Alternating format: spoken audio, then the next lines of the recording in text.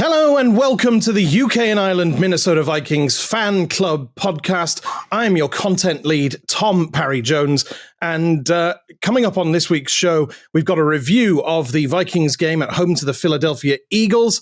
More on that in a bit, but we'll also be looking forward to Thursday night football when the Vikings will be traveling to Los Angeles to take on the Chargers. Lots to get to, no time to waste. Darren, roll the titles.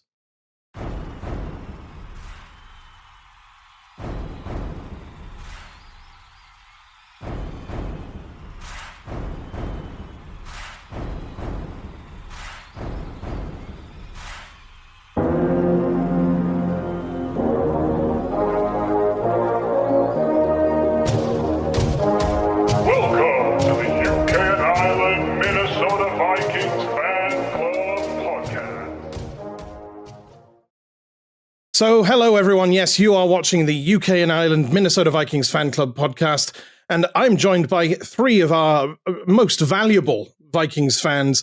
We have got co-president and genuine nice guy, Mr. Reece Field, vice president and all-round nice guy, Mr. John McDonald, and Rich's dad, Darren Hales.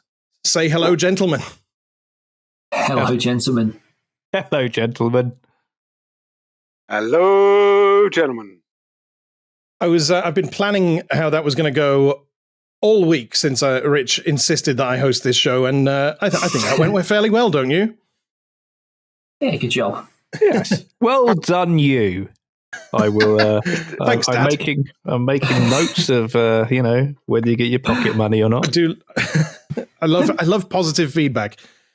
So we all watched the Vikings take on the Philadelphia Eagles last night. Unfortunately, not the result we wanted. We will get to quick thoughts about how that game went, and well, not even quick thoughts. We'll just do thoughts on the game. But before we get to that, we will come to Mr. Reece Field for Around the Grounds. What happened around the NFL over the weekend? Right. So the league rundown. The greatest quarterback in the league to have only won one Super Bowl beat the pretender. So that is Joe Flacco trumping Aaron Rodgers on Thursday Night Football. Sunday in London, there was a game that wasn't really a contest between the Rams and the Jaguars. The Rams 35-7 winners there. The 6 p.m. slate, the Chicago Bears continued 4 wins in a row, beating the New Orleans Saints. The Miami Dolphins continued to be a disaster, losing to the biggest disaster in football since the Miami Dolphins, or before the Miami Dolphins, the Cleveland Browns. The the Vegas Raiders put up nothing on the scoreboard against the Kansas City Chiefs, losing 31-0. There was a game between the Eagles and the Vikings, which we're going to cover. The Carolina Panthers limped home with a dodgy ankle over the New York Jets, 13-6. The New England Patriots beat the Tennessee Titans after everyone got excited about the Titans having a lead for maybe 5 minutes, 31-13. The late slate, the New York Giants blew a fourth quarter 19-point lead to lose 33-32 to the Denver Broncos. The Indianapolis Colts continue to look like a genuine contender, which is scaring everyone. 38-24 winners over our next opponents. Green Bay, I guess, they won. Have to say that. The Arizona Cardinals still to lose a game by more than 4 points this season. Wow. The Washington Commanders, Jalen Daniels injured again. Dallas 44-22 winners there. Pleasing scoreline for people who like numbers like me. And then Sunday Night Football, the 49ers continue to look great with Mac Jones. I think it was Mac Jones. I didn't watch the game, but I'm going to assume it was Mac Jones. Beating the Falcons 10-20. And then do I get to go Oracle on the 2 games tonight? I'm afraid you do, yeah. Give us your predictions for Tampa Bay, Detroit, and Houston, Seattle. Well, given that I've had a fantasy disaster this week and I need Tampa to put up a lot of points in Detroit's defense, I'm going to go with Detroit holding Tampa. So I'm going to go with a 21-14 win for Detroit. And then Houston Seahawks, I don't see that really being a contest, so I'm going to go 28-13 for the Seahawks. Okay, Sam Darnold going to light it up again at home to the Texans. No real massive surprises over the weekend, would you say, John? Nothing really surprising. It's for the first time in a couple of weeks, results went the way you kind of thought they would. I mean, I expected maybe the Wembley game to be a bit closer because the Jaguars have been playing well this season, but no, they ended up getting blown out, really. Yeah, there's only ever been, I think, 2 shutouts in London game history. I was there for one of them. I think that was the Saints beating the Dolphins in 2017. And we nearly had a third, but Jacksonville managed to get Travis Hunter, in fact, managed to get his first professional touchdown. And then, of course, in the late slate, we had the 1-point win for the Broncos over the Giants. The Giants, they have a rookie kicker, an international kicker, who missed an extra point late on. Darren, you'd be pulling your hair out if that was a Vikings kicker missing a point that could have tied up that game. Yes, yeah. I mean, yeah, we've all, as Vikings fan, pulled our hair out. Some more aggressively than others. So yeah, for kickers in relation to the Vikings. So that I can sympathise there. Right? Indeed. Sure. And of course, as Reece mentioned, our next opponents, the Los Angeles Chargers, losing to the Indianapolis Colts. The Colts, again, looking like genuine contenders for the AFC title this year. But does this... actually, we'll get on to previewing the Chargers game, but another loss maybe spells something positive for the Vikings this Thursday, right? Yeah, I think so. Like you say, we won't get into it too much right this second, but I think the Colts are genuinely good, so we need to take that into consideration, I think. Absolutely, but of course, the focus for the Sunday slate was naturally for our audience was going to be on the Vikings game at home to the Super Bowl champion Philadelphia Eagles. And to be honest, we lost by 6 points, but it wasn't as close as the scoreline maybe suggests. Am I right, Reece?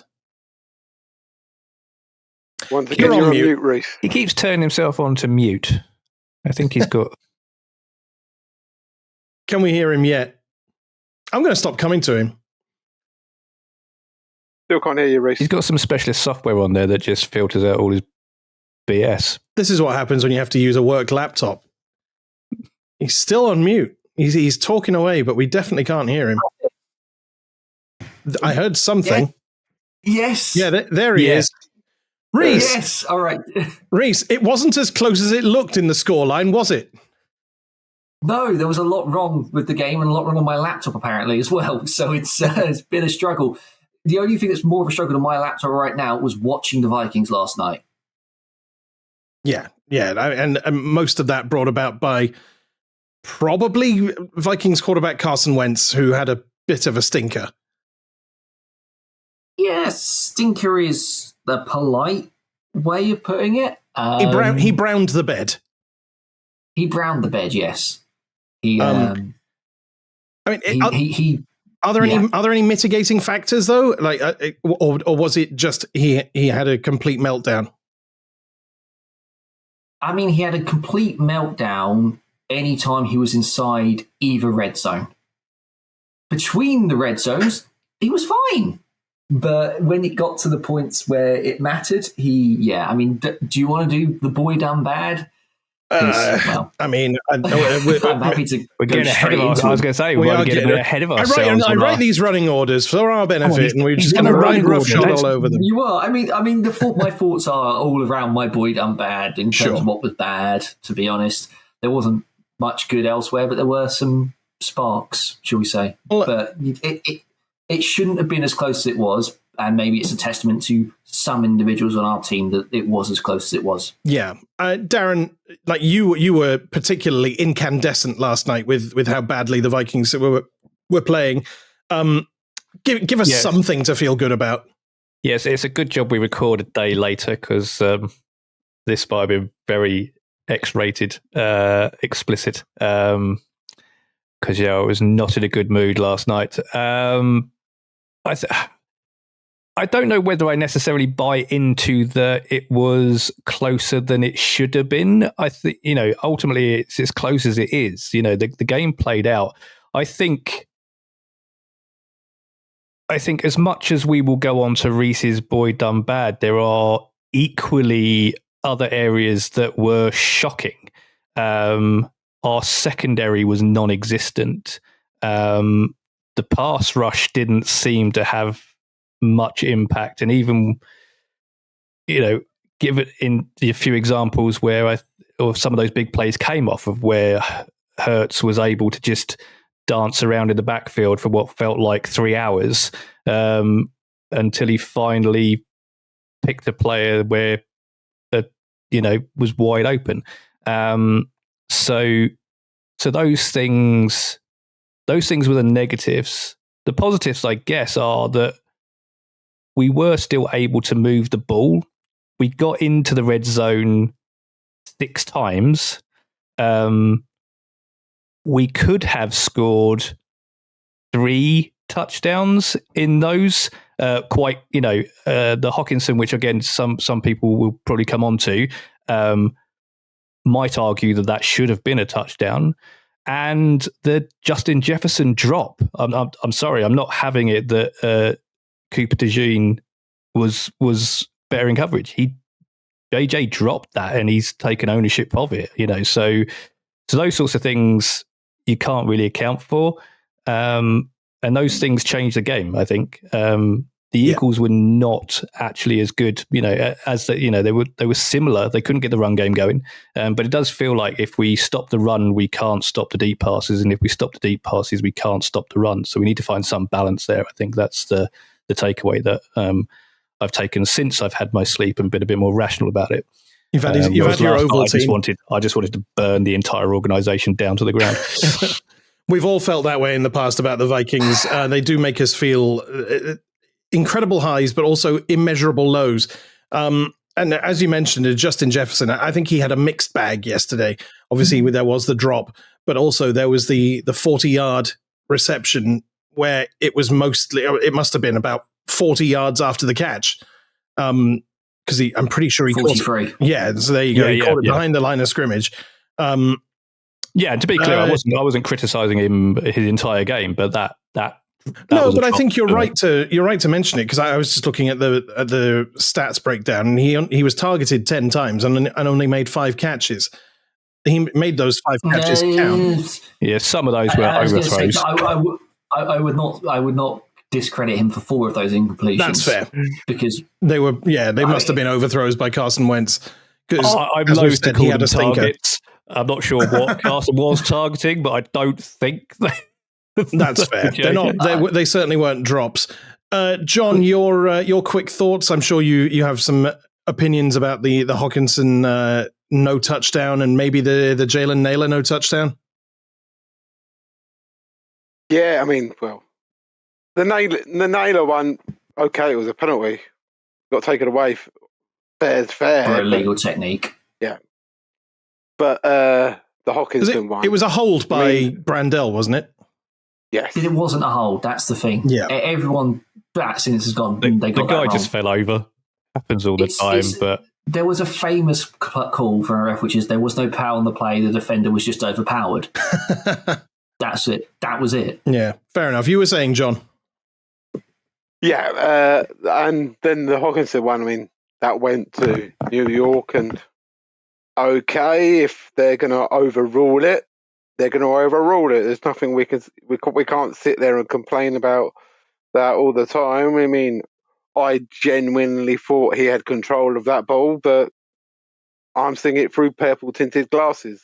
I can see why it was. Sorry, go on. I can definitely see why it was overturned. Mm-hmm. But yeah, because I'm pretty sure, like, if he'd even if the ball touches the ground, if he's got it like clutched with 2 hands to his chest for the whole process of making that catch, it doesn't get overturned, even if it touches the ground. which was, I believe, the case with the Travis Kelce catch that was ruled a completion. It obviously touches the ground, but because it doesn't shift in the process of completing the catch, it can't be overturned and called an incompletion. This is what I can't understand, though, because it looked like he maintained possession. He lost possession, but he lost possession after the ball came away from the ground and then caught it before it hit the ground again. But one of the famous sayings in the NFL is that the ground can't cause a fumble, but it can cause an incompletion. It's not the ball touched the ground that makes it an incompletion. It's the fact that him coming to the ground and the ball being dislodged and it not being secure, like he does lose possession of that ball. It's not clearly secure. It's after he comes away from the ground, which is what I couldn't understand, because to me it looked like his hand was underneath. Yeah. I think I've explained it as best I can, but the interesting thing that I find is that normally in these situations, even though we can all sit here and go, that was a catch or that wasn't a catch, invariably what happens is when the player themselves, they don't say much about it. They just let it go. Yeah, okay, fine. Hawkinson on this particular occasion in the interview in the locker room was incensed. Basically saying he doesn't now understand the catch rules anymore, what a catch or what isn't. Every referee around him was telling him it was a catch, but apparently someone that isn't in the stadium, hundreds of miles away. But I guess the refs don't have the same views as the cameras do, and that's why we have the camera technology to be able to make these calls. Well, but to slow it down to that speed, to find the ball coming loose in one frame, in one camera angle. It wasn't just one frame. You can see it. He clings onto it with one hand against his leg and against his stomach at one point. It wasn't secure. I agree with Reece. He holds it through the catch. He holds it through the contact with the ground. It's when he starts to roll over that it suddenly comes free again, and then he catches it back to his chest. But ultimately, it doesn't change the result. It's just, I think it's like always. Obviously the most galling thing about it is that we didn't come away from that drive with a touchdown. We came away from it with only 3 points. And can we point out what an awful improv it was to start with? How Hawkinson actually made the effort he made. It was a stellar catch. I would be fuming if I'd made the effort, because I looked at that. I was like, how has he got that from that awful throw? Yeah, it reminded me of feeling against the Commanders when Keenum launched one around 2 yards to his side and he caught the ball. Yeah, we've been saying about Hawkinson this season that he's been underperforming, and I think that's true. But I don't think quarterback plays helped him much. Anyway, no, I agree. I think it's a bit of both. I think we can safely move on to our boy done good, boy done bad segment. Who shall I come to first? I'm going to come to Mr. John McDonald first for our boy done good, boy done bad. Would you like to give us your done good or done bad first? I'll start with the good, and to no one's surprise, that will be Jordan Addison. Had an absolutely stellar game yesterday. Absolutely brilliant. Just any time we were in a bad situation, the ball went out to Addison and he got us out of it. It was absolutely just under 200 yards I think he got, wasn't it, in the end? 128 on 9 catches. Off 9 catches. Just amazing yesterday. But yeah. They were all pretty much the same throw. They were all out routes. Wildly inaccurate. No, the out route seemed to be the only accurate throw that Carson can throw. That's the point, is that connection.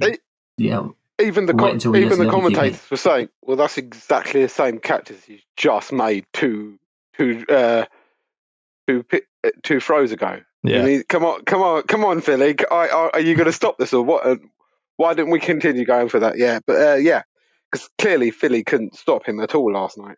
No, I think... Well, it was a sixth career 100-yard game for Jordan Addison. Only the second one without a touchdown to go along with it. And of course, the other one without a touchdown was against the Steelers in Dublin this year. Yeah, I think he's doing really well. Obviously, as Rich isn't here, whilst I think it's time to cash in whilst he's high. So expect a deadline day trade. Oh, he's certainly got more. He's certainly got more trade value than TJ Hawkinson has right now. John, who's your boy done bad, please? My boy done bad. Controversial. I don't think it is. It isn't. I'm going for KOC. No, definitely not. No hat throwing today. No hat throwing today. No. Not on that. No. Sometimes he just calls an awful game, and I've been saying this for years. He's a brilliant coach, but sometimes I wish he could just give up play calling, because sometimes he tries to be too smart.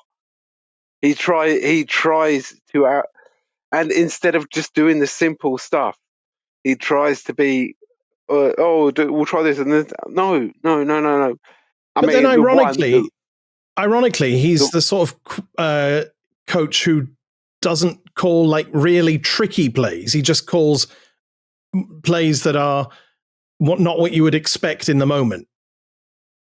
Yeah, I mean, the one that really got to me, this is gonna set the cat amongst the pigeons, was the going for it on fourth down on the 15-yard line.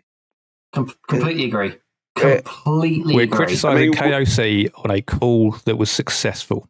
That it was successful. It was a stupid idea. No, it wasn't. It was success. It was successful. We got the fourth down, but we needed what followed. We needed 10 points at that point. Yeah, so we needed a touchdown and 3 points. We were already in the red zone, so at that point is the key time to try and get the 7. Taking the 3 points there then really makes it hard on that second drive, because Philly put inside the poor top management that ended up happening.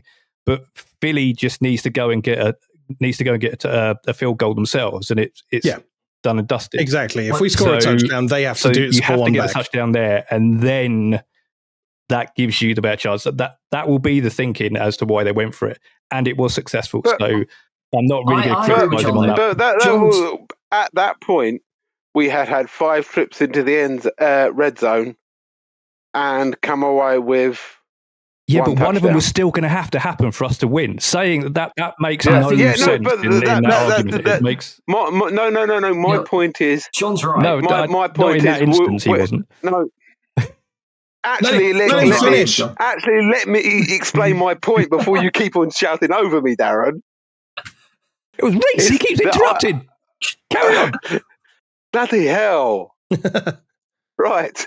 My point is, I think we would have gone for the longer ball throws for that touchdown, not being cramped in the red zone, because that's where we were struggling. But look at that game. Our long game all game had been awful. So I'm not quite sure why people suddenly think that on a final drive, suddenly now we're going to be making 20, 30-yard throws into the end zone. They did show that they kind of figured it out with likely to be an arm the ball to Addison on that final drive. Like, we made yards pretty quickly. But anyway, that's John's boy done bad.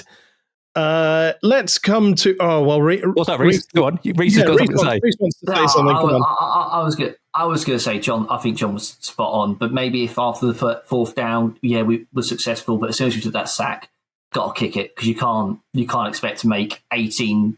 First and 8 or second and 18 for goal. Sure. To goal. That I agree with that. That was the bigger problem when we then fluffed up on the following first down and took the sack and got ourselves in. That's when the clock management came in. The clock management was an issue, and John's I think this leads into Reece's boy done bad quite nicely. Because I think, tell us who it is first, and I'll tell you why it feeds in. God, so yeah, I kind of think it comes to the defensive coach, even though I'm agreeing with John entirely on the play calling and the issues. 48 passes as a backup quarterback.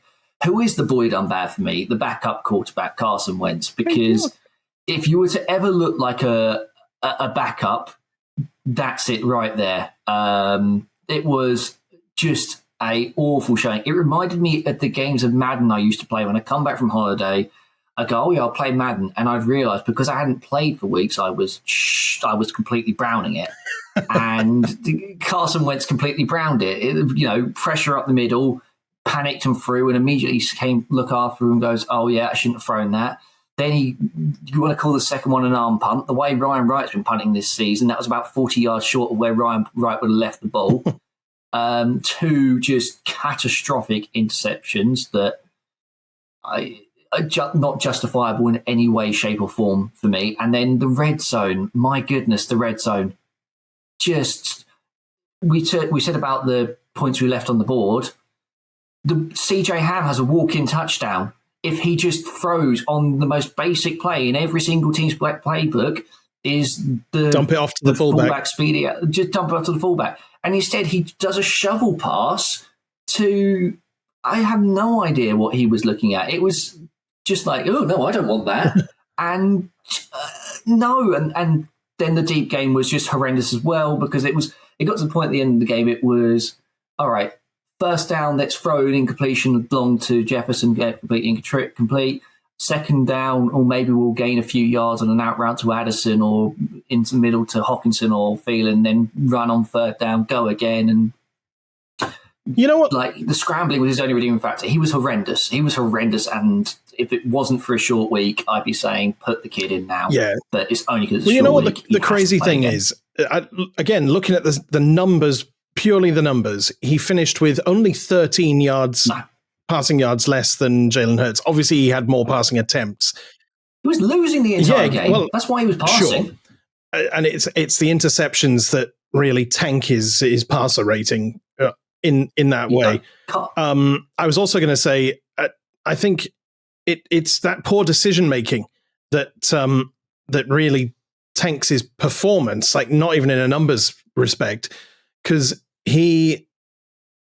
As the commentator was saying during the game, you got to throw it through the uprights there. You can't take a sack when you're desperate. Like, you need to stop the clock. You're not going to taking sacks there.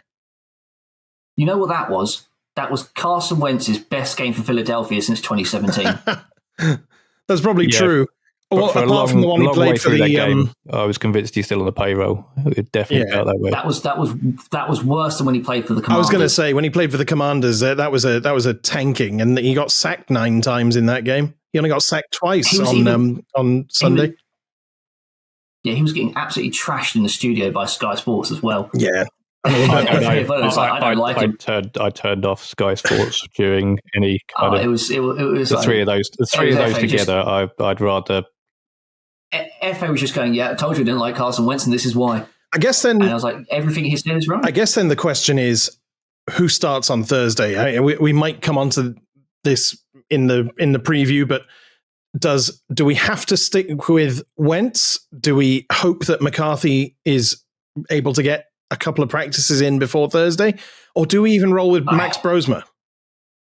There's one practice, and if there's one practice that's apparently what we understand, it won't be that intense.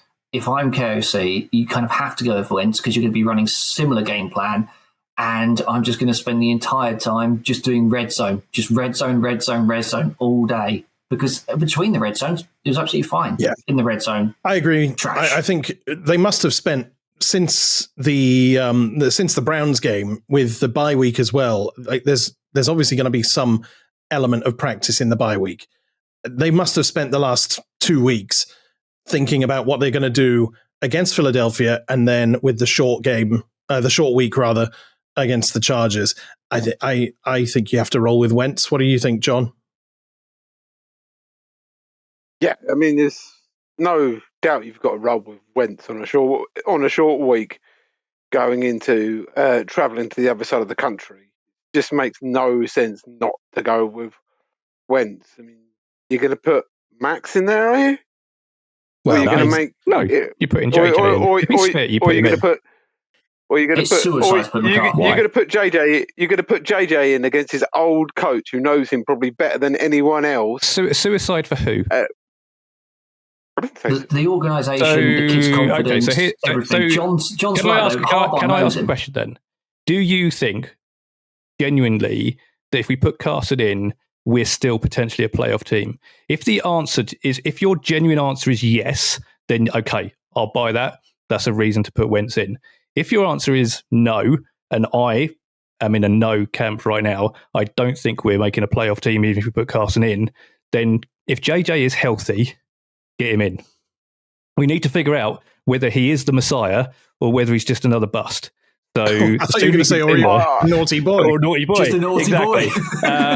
Well, most of our viewers wouldn't get that, as we've discussed in other chat, because they don't know Monty Python. We know who Reece's naughty boy is this week. Reece, tell us who your good boy is this week. Good boy is the boy who's making Quasey look like a bad boy for spending all that money on defensive tackles, because why would you do that when you could pick someone up or someone else's practice squad or as an undrafted free agent? I can't remember where we got him from, but Jalen Redmond, take a bow once again. Probably the guy who single-handedly ruined my fantasy lineup with Saquon Barkley this week, because he was phenomenal. 88.2 PFF grade on 38 snaps. That just shows you how much Philly ran the ball or looked like they were going to run the ball.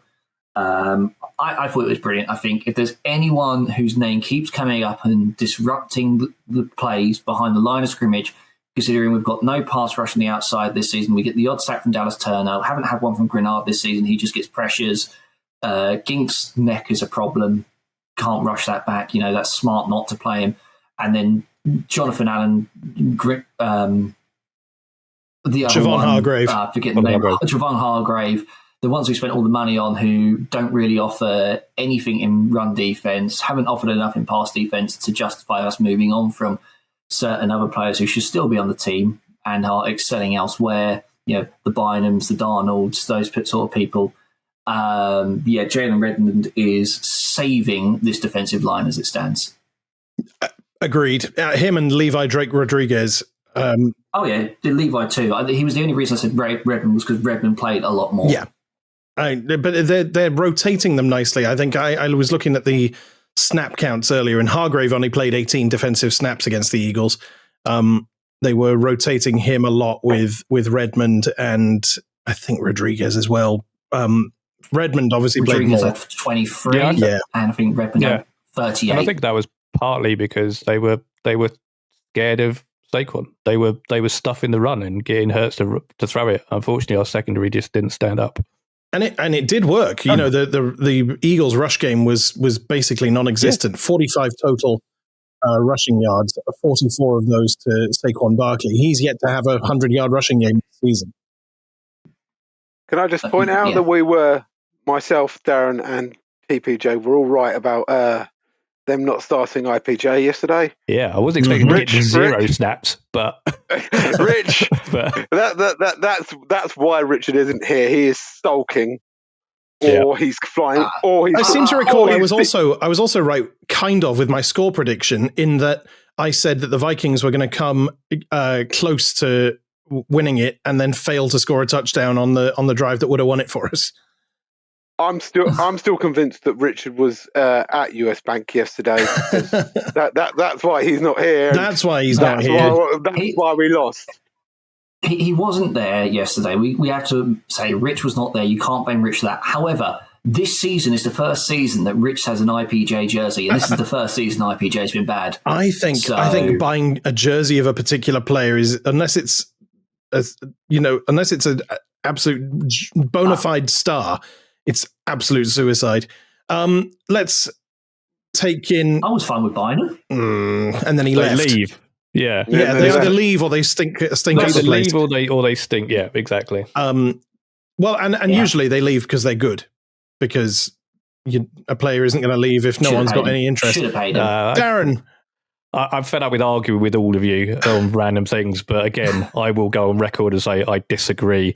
Right, where are we? Boyd Well, done I good was or going to Boyd come to done you bad? and give you an opportunity to not argue with us, but state your case for who is I'll probably just who are argue your with boys done good and myself. boys done I bad. don't know. Well, we Boyd might done argue with good. you, but we might agree. So Boyd done good. Go from one side of the running game to the other. Jordan Mason is still proving that he is the real deal. So yeah, I thought he played well, but not only played well in terms of running, but his pass blocking is still looking very good as well. So I think I looked on PFF, he's got like an 83 pass blocking rating as well. So yeah, looking for shining lights out of that pile of steaming turd that was yesterday. Brown. I think we can get away with turd. And You've said it twice now. We're going to have to. Yeah. Well, he got 57 yards and a touchdown on the direct snap. Yeah, exactly. We the only way we can to create a touchdown so far at the moment is by not snapping to Carson Wentz. Well, we tried to replicate the play that the Lions went with the pass to Jared Goff, except it was a fake with Wentz running out wide and then Mason taking it to the end zone himself. And just about squeezing it in there. Just about. It did take replay assist. So for once, replay assist has helped us out there. I'd say that awful snap yesterday as well. Completely forgot about that. Not snapping the ball to Wentz doesn't always work. Yeah. Snapping it over his head. Not having him under center. I wasn't including snapping it to absolutely no one. That snap was almost like the one in Super Bowl 48, the one that went past Peyton Manning's face. Yeah. Oh, except this one was way higher than that. Yeah, I'd say Mason, definitely good shout for Boyd done good. Boyd done bad, please, Darren. So there's so many options here. You lot have taken some of the good ones. I'm going with Will Fries. So this was a guy that was brought in to be, with all of his, but he's been awful. Not just in this game, but all season. He's just not. And apart from the centre, this was our, in theory, starting offensive line. It is for the rest of the season. And it will be for us, because I can't see. But Kelly's not going to come back, is he? Kelly's not coming back, no. So I just expect a lot more out of Will Fries. He was the weakest on the line, according to PFF rating this year, this game, which is just unacceptable as far as I'm concerned. Do you want Fries with that? No, not really. Not there. Do you think that the reason he was the weakest, though, was because they took out Brandell at half? Do you think Brandell was trending towards being worse? Maybe. I was advocating for Brandell to play at centre, but it was messy. Obviously they've got a more natural centre in there with Jurgens. It was worth continuing the experiment with Brandell at centre. Yeah, he played well the game before. When you snap it over your quarterback's head, even in shotgun, that's inexcusable. Yeah, and I think certainly a lot of critiques that I read today are blaming Brandell for a lot of the red zone issues in that first half, which is why he got yanked. It wasn't just that ridiculous pitch, but just generally. I've seen. I think that might have been longer than some of Ryan Wright's punts. That right? Longer than some of Andrew DePaula's long snaps. Dear, oh dear. 50 punts. Was it 10 to a punts? He had one.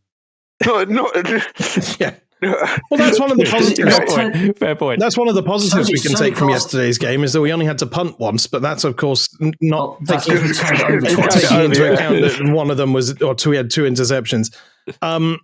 Well, I might as well get to my boys done good and bad, and I'm going to go with my boy done bad first, and I think I'm going to go with Isaiah Rodgers, who is really the scapegoat of a all-round poor secondary performance. Josh Metellus let I can't remember if it was Brown or Smith. It was Brown for the touchdown. That was never a matchup that should have happened. No, but still, I think Rodgers. just so many poor plays. There was the one where he gave up the touchdown over the top, and he did have a chance to catch up with and this was the Smith one, wasn't it? He had a chance to catch him up, and Smith just broke the tackle at the very end of it.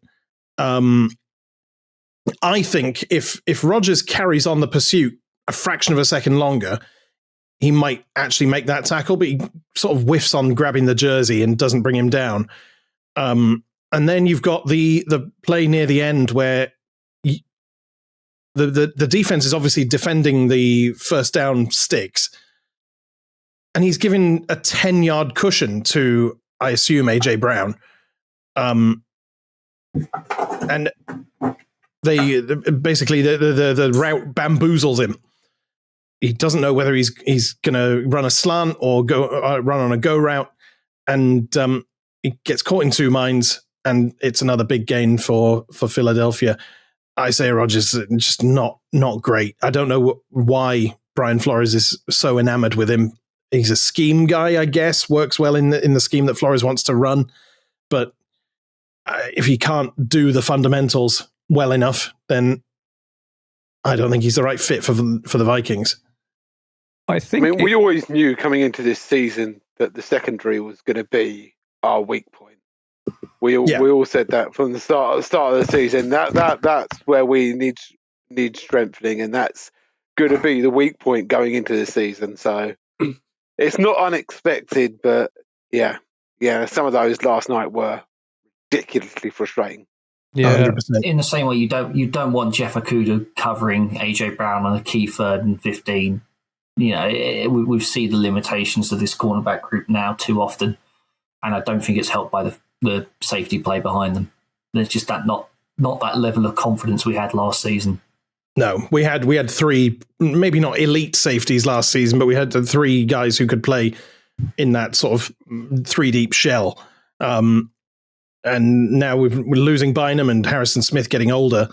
It's sort of exposing the frailties of Josh Metellus, who is a very good, a good safety, but not elite. He's more of a Swiss Army knife defensive back, who gets exposed far too easily when he hasn't got elite talent around him. Shall we move on? I think we've said enough about that loss. Did you have a boy done good? Oh yeah, no, I'm not very good at running this show, am I? I will proffer a boy done good, and I think it's one that you will probably all agree with. And my boy done good is Will Reichard for his 5 field goals, one from 59 yards. That was the one forced by the. Was that the one with the snap over Wentz's head? I think we ended up having to go for it from 59 yards. He's a guy who's made a kick from 62 already this season. I think we can trust him from pretty much anywhere inside 60 these days. So, is he not the first franchise kicker to have like 3 successful kicks in a row over 59 yards or something?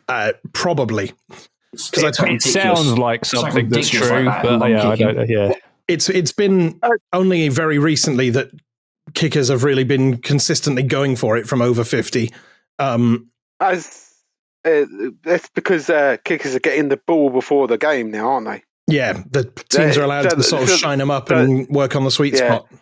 Work on the sweet spot. So that is why you will be seeing a lot of kicks going in from over 60 now, because the sweet spot is being expanded because the kickers are getting the ball before the game now. And let's face it, if a kick's I'm not even. You'll know what I'm going to say. I'm going to preempt what you're going to say. I'm going to say that we may be not far off the first NFL 70-yard regular season field goal, but I'm pretty sure it's not going to come from Will Reichard. Absolutely not. Definitely not. It could do. Could do. If we play in Denver, where the air is a bit thinner. All right. Well, that's our boys done good and boys done bad, which I think moves us on to. We have lost Reece a little bit, but hopefully he comes back. We'll move on to Thursday night football because it's a quick turnaround. We'll be doing a show reviewing the game on Friday. In fact, I think we're planning to make it a live show? We YouTube, might do it as a live stream rather than a pre-recording, but Ooh, that will be exciting. Well, hopefully, people listening to this show will turn up in the YouTube live chat on Friday evening. We'll make sure that is properly advertised by the time this podcast goes out. But yeah, we're traveling to Los Angeles on Thursday for a game against the Chargers. we're not. Well, we're not. No, and Big Deal Rich certainly isn't. Thankfully. But thankfully, they have been a little bit lacking in form recently. They started the season very, very well with 4 wins in a row, but losing to the Colts last night, they've now lost 3 in a row. Did I say they won 3 in a row? 4 in a row? I don't know. They won 4 in a row. Now they've lost 3 in a row. Yeah. So where does that leave us with our chances against the Chargers on Thursday night? Darren looks intent on answering this question. I was just thinking that the Eagles had lost 2 in a row before they played us. I'm just saying that. We're the team that people want to play to get their losing streaks over and done with, aren't they? Yeah. I'm not going to lie. I'm not feeling very confident. They've still played reasonably well from what I've seen, from admittedly only limited highlights and so forth, but they're not getting annihilated. Obviously this weekend, I think it's fair to say that I think the Colts have kind of proven that they're not frauds. They are a very well-drilled team. And they're beating decent teams now, which was my only concern early in the season when they were winning, because it was who they were beating. But they're definitely proving that wasn't just a case of beating down on lower teams. I think the Colts. I think the Chargers. As much as I'd like to go in there and unplug them in their own house, I'm not convinced, especially if we're going to be rolling with Carson. How about you, John? Yeah, it's going to be a close one. I think we might be able to pull it off. Who knows? We are contractually obliged to say that the Vikings are going to win every single game. I said the Vikings would lose last week. I think so did I. Yeah. So negative Nellies. But yeah, and now look where that's got us. Were we right? Would you rather be right, or would you rather the Vikings win? It's John. He'd definitely rather. So actually, we've all been giving Big Deal Rich a bit of grief. I just realised it's you two for being negative ninnies last week. Goodness me, I won't stand for it. I'm going to stay sitting for this entire podcast. I'm not gonna let my purple tinted glasses gloss over our weaknesses. I believe we're going to win on. I believe we're going to win on Thursday, and I say that because I believe we are the better team. Even with Carson Wentz, I'm not sure how anyone can sit there and, having watched last night, and then suggest that we are the better team against anyone. Not even the guy is drunk. I tried. It hasn't worked. It dulls the pain, though. Reece, I assume you're saying that we're gonna lose on Thursday? No. Well, here's the thing: this Vikings team has not lost 2 straight games all season. We haven't won 2 straight games all season either. Exactly. So that means, by the law of averages, we are. I mean, and we're playing like the most 500 team imaginable at the moment, even with a backup quarterback. We're not playing ourselves. If we played ourselves, we'd probably somehow lose. We'd still lose, and win. It would be a tie. It would but we wouldn't even tie. That's the thing with this organisation; it's just a mess. I think if there's a team that needs a bye week more than the Vikings needed the bye week when it came, it's the Chargers, because that is just injuries everywhere. I mean, Justin Herbert must have sacrificed everyone for Madison Beer at this rate. It's horrendous.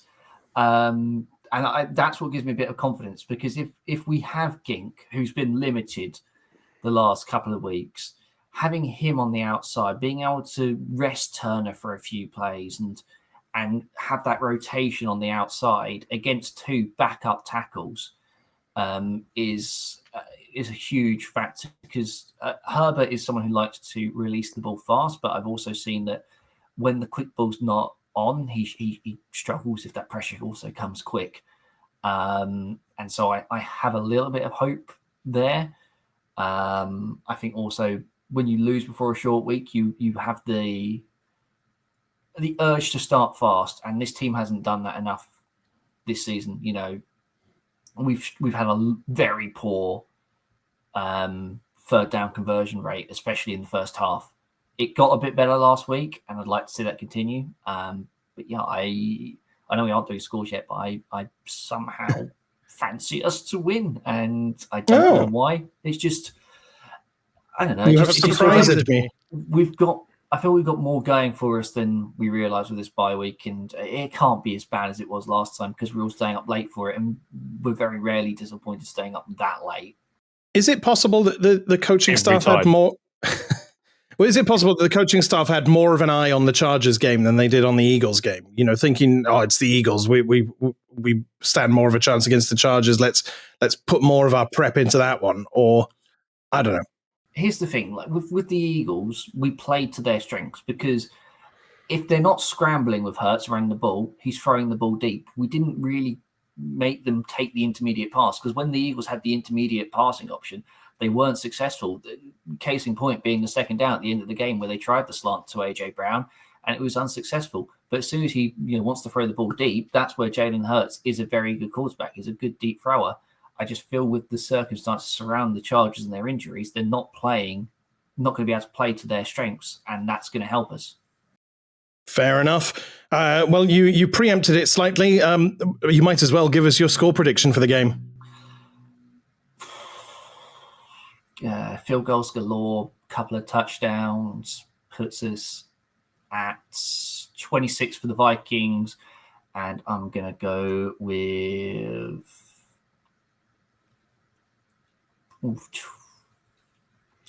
20 for the Chargers. Okay. Vikings win 26-20 according to Reece. John, your prediction, please. My prediction is a Vikings win. We're going to go out there and we're going to win 24-10. I just reckon we're going to use our ground game a lot against them weekend. Interesting. Well, on Thursday. A full 2-touchdown win. That's a bold prediction. Darren, are you more cautious or less? Well, as I said, like I thought we were contractually obliged to pick Vikings as a win, but now that I know that's not, screw it. I don't think we're going to beat the Chargers, so I might as well sit on it. So I think the Chargers are going to win 21-9. 21-9? 9? Yeah. No touchdown to the Vikings. No tutties. Touchdown to safety, please. Touchdown. No. Three Will Rickards. He's going to get more. I'm going to stick him into my fantasy team again because I took him out and then he went and got 5, so that really annoyed me. So yeah, he's going to get all touchdown. What we are really struggling with is turnovers at the moment. And we brought this up. We brought this up pre-show, didn't we? I mean, when was the last turnover we won? Was in Bengals Cincinnati. game? Yeah, we've not had a turnover in 3 games against the worst quarterback the league has seen this season. The worst quarterback this season. Yeah. Well, Darren, you're the only one who's going to be predicting a Chargers win this week because I am going for a Vikings win 23-17. I think we're going to win by just over a score. Just over a score? A score. So when we come back next week and I'm right, then you feel free to I wasn't luxuriate in it. I was just being realistic. Sure. Negative. If you truly believe it and you are being realistic, then we take it as read. We're very quickly running out of time on this podcast. Already nearly an hour into this, so I think we better bring it to an end. Reece, before we do, can you give us all the details on how the listeners can get in touch with us? Yes, if you like what you hear, want to get in touch with the podcast, you can do so via email, ukvikespod@gmail.com, ukvikespod@gmail.com, Facebook, UK and Ireland Minnesota Vikings Fan Club. Discord was getting a lot of love, I'd like to say, over the weekend. It was good seeing that community be more vocal, probably because we were playing terrible and we weren't all at the game. Makes a difference. But yeah, Discord, there's always a link on socials to find that. Instagram, Threads, you can even message us on X, even though we don't tweet on it anymore, at UK Vikings fans, and Blue Sky, if you are still using Blue Sky, that still exists. UKANDIRE Vikes fans. And then, well, YouTube and Spotify, whatever you found us. If you're listening, just search for us on YouTube. Yeah, you'll find us. All of the links, of course, will be via the Beacons link in the description of this podcast. Everyone, thank you so much for listening this week. All that remains to be said now is from my three very good friends. Say goodbye, gentlemen. Goodbye, gentlemen. Goodbye, gentlemen. Bye, gentlemen.